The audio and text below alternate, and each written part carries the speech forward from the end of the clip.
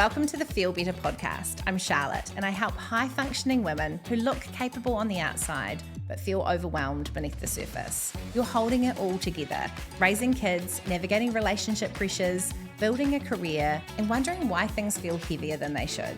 You're not failing, but it is time to carry things differently. Here you'll get clear insights, practical tools and strategies, and conversations that move the things that are keeping you stuck. This is where women come to feel better. Thanks for joining me.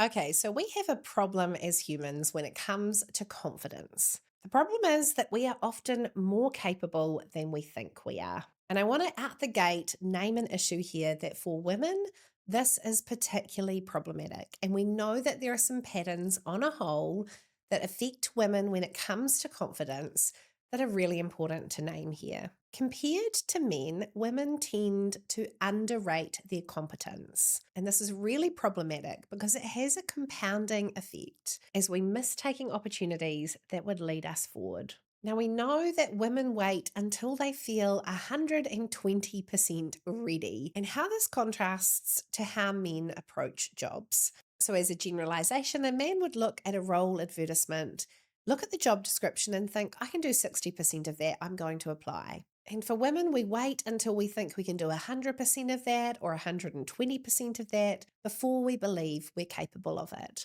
You will have possibly heard me talk on the podcast before about women's self-concept when it comes to their professional skills, that we tend to have a 5-year lag around what it is that we're capable of. This is a big problem, and it's really tragic to see that women often get this hit of confidence later in life, but life can be different if we get quicker at doing confidence much sooner. The reality here is that we're not behind. Our self-concept is. It costs us promotions, it costs us pay, it costs us opportunities in other areas of our lives. And if you know that this is something that you need to fix, buckle up because this episode's for you. And I want to name something here too around confidence that I think is important as we approach this topic today. It's that we sometimes treat confidence like it's part of our personality and something that's a trait that we hold or we don't, when the reality is that we can all build more confidence within our lives. And that sometimes too, how we need to approach this is that the things that we need to do, we need to find a way to make happen even when we're not feeling confident. That if we wait and rely on those good, confident feelings, we might be waiting forever, and we need to find ways to move and act even when that sense of confidence isn't there as an emotion. Acting confidently without the emotional presence of confidence is a life hack that I think you need. So if you're playing small and it's time for a confidence glow up, I've got lots of advice to share today. And I want to acknowledge here too that people often look at me from the outside and say, you're a really confident person. And I want to remind you that people's inner experience is sometimes quite different to how they present outwardly. And I'm certainly someone who has some lived experience of this challenge around confidence. In some settings, I am really confident, but in others, I have lots of doubt. I sometimes find myself going to my husband saying, I don't know if this is going to work out. Do you think I can really do this? And trying to outsource my sense of confidence to him. Now, many a time he has reminded me it has always worked out before. You've always worked it out before.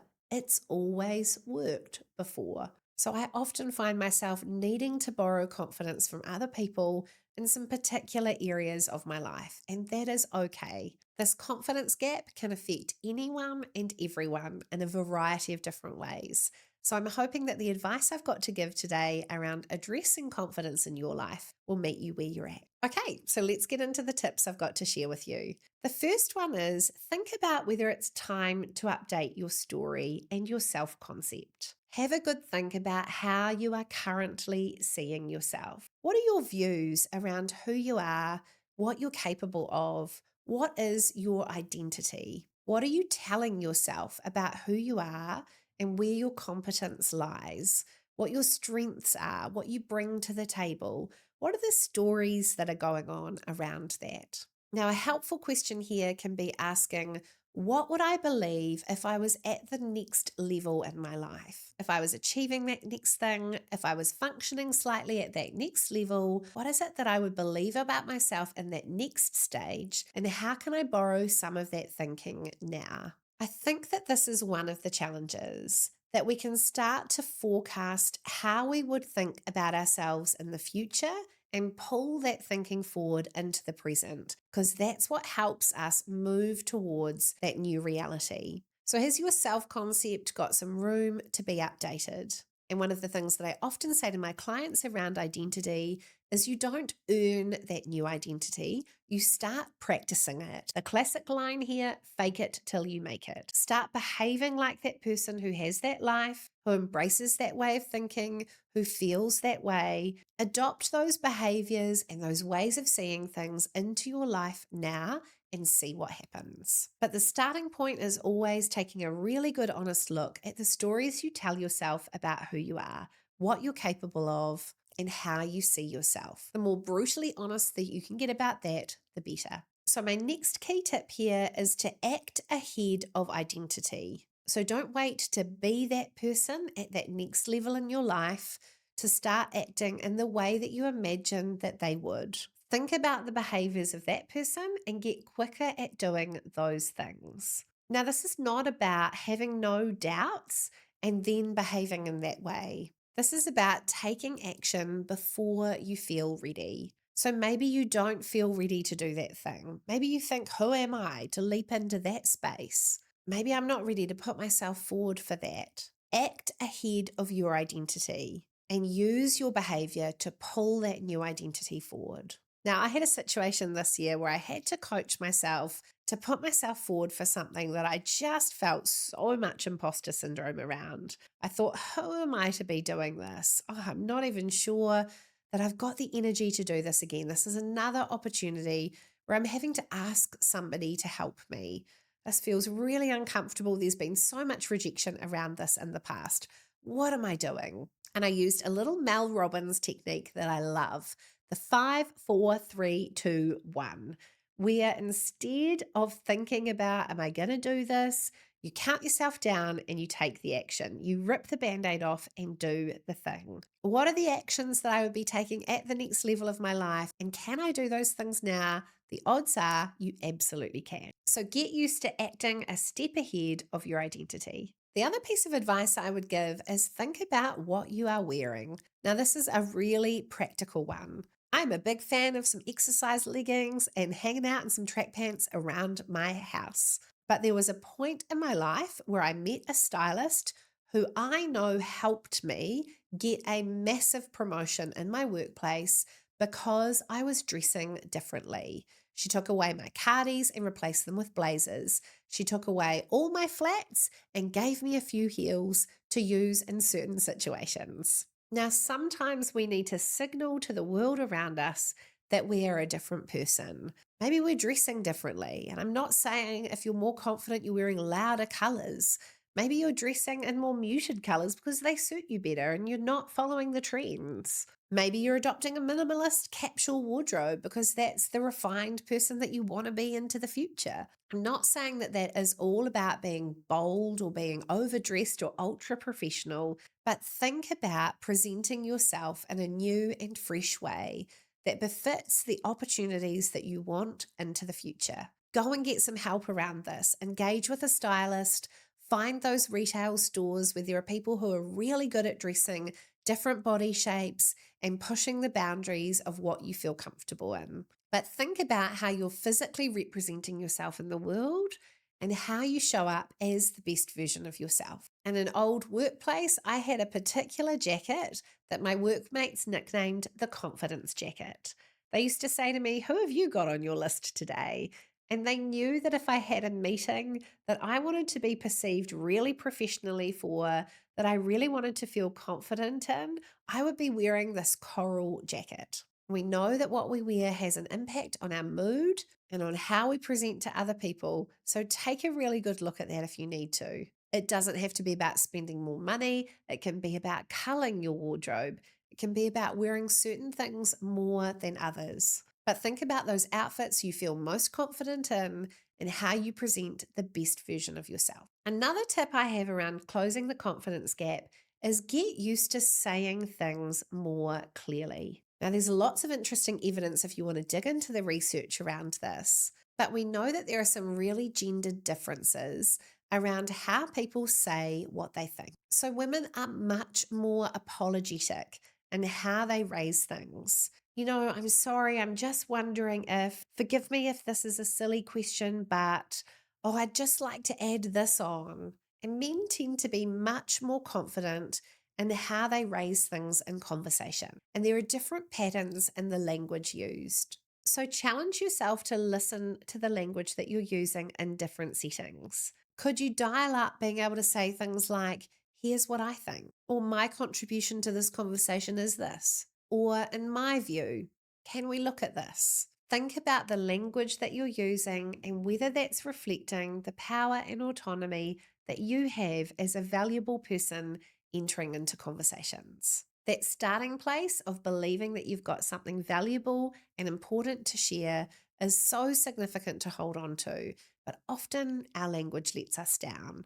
And what we use to try and soften what we present often ends up holding us back as a person. Another tip here is to think about the difference between the evidence and your feelings. This is a conversation I've found myself having with lots of clients. What's the evidence about who you are and what you contribute? What your strengths are, what your values are, what it is that you're good at, and the achievements that are behind you. Now, your feelings are saying this, but the evidence is suggesting this. So get used to seeing the difference between the feelings that are showing up for you and the reality of the evidence of who you are and what you bring to the table. Don't forget here to own your uniqueness. You will have a particular combination of strengths and weaknesses that matter to who you are. And if you're finding the right fit in certain environments, that combination of strengths and weaknesses actually matters. Perhaps that person isn't so great at these things, but here are the areas where they really excel, and we value them because they contribute this. You don't have to be perfect. You don't have to be good at everything, but look at the volume of evidence and the background of who you are and what you bring, and own that part of the equation. It's not about being perfect. It's not about getting everything right at the right time all the time. It's not about being ideal in every environment. We know that life gets better when we double down on the things that we are already good at, and we own and rightfully take up our space in those areas. Another piece of advice I have for closing the confidence gap is work on your overthinking. Now, a really quick workaround that I want to give you here is when you find yourself overthinking something, second guessing, replaying a certain situation, I want you to start challenging yourself to route yourself towards action. What is it that I'm going to do as my next step? Okay, this is enough of this thinking now. What is the action that I am going to take? If we can turn our overthinking into action, our lives gain a whole lot more momentum. So considering that next step is a really good way to stop circling in your own mind and build some new outcomes that shape your reality. If you want to do a bit more of a dive into overthinking, I've got an episode that you can go back and listen to specifically on this topic. But overthinking can be a big barrier when it comes to confidence. And if it's something that you need to work on, I've got you. The next thing I'd encourage you to do is start noticing your patterns. Start reflecting on how you are showing up interpersonally. If you think about perhaps meetings that you're part of, where do you choose to speak within the meeting? Are you always the one that's waiting for somebody else to speak? Perhaps do you need to challenge yourself to be the first or second speaker when it comes time to share opinions on what's being talked about? I became aware as a younger person and as a woman sitting around board tables that sometimes it was important for me to not be the person pouring the water or passing around the food. Now, I get it that we want to be hospitable, that we want to be kind to other people, that we want to make environments pleasant to be part of, but it doesn't always have to be you doing that. So if there are particular ways that you show up and you want to show up as someone slightly different, remember that you can dial those things up and down, and different people can take turns at different times. So reflect and notice on your patterns and how you're showing up right now. The next is be brave and ask other people for feedback. Maybe you need to go to your friend and say, look, I'm just feeling really unsure of myself right now. Can you tell me the things that you think are great about me? Maybe you don't wait for 12 months to ask your boss for some feedback on how you're doing and what they can tell you about what you're doing great right now. Go for a dose of that as often as you need and be bold and brave in asking for that positive feedback. Hey, I'm in a bit of a loop around the things that I'm doing wrong at the moment. I've been working on a whole lot of corrections around this. I've been working on this project that has felt like pushing stuff uphill. Can you tell me what I'm good at? Ask for what you need when it comes to that external boost of confidence. Ask for reviews or feedback. Pull that on more regularly if you need to. And don't forget, you can often use your loved ones for a boost of that confidence too. The next tip I have is channel a confident person. I've been sitting with clients around this issue lately and asking them, have you got a friend who you really respect and admire, or a coworker, or someone that you're aware of socially, who you look on and go, gosh, you have the kind of confidence that I'd really like? Maybe it's that it's not all natural and you're a super extrovert. Maybe it's that they've got a quiet confidence that you really admire, that they're not cocky, that they've got the balance of that exactly right. And it's them that you're wanting to emulate. Think about who you can channel and work on how you enter into environments with that person in mind. I'm wanting to show up with a little bit of their presence today. So, what might I do differently here? Channeling, imitating, copying all has a place in this area. The other thing that you can do that I find really helpful personally is don't forget to take time to up regulate. So there might be times when you're needing a bit of a boost, when you're needing to feel good about who you are and how you are. I've got some little things that I do that make me feel much better. I've got a little rebounder trampoline, and no, you are not ever going to see a video of me doing that, but it lives in my garage. And if I'm feeling a little bit blah, I go and have a bounce on the tramp. If I'm going to a meeting and I'm feeling overwhelmed, I'm not listening to a podcast or the news or engaging in something super cognitive. I'm blasting like my running playlist, my music that makes me feel really good and uplifted. So think about how you can upregulate your mood going into particular situations and how that might help you behave with more confidence. I think one of the key things to say here is that we don't eliminate this confidence gap.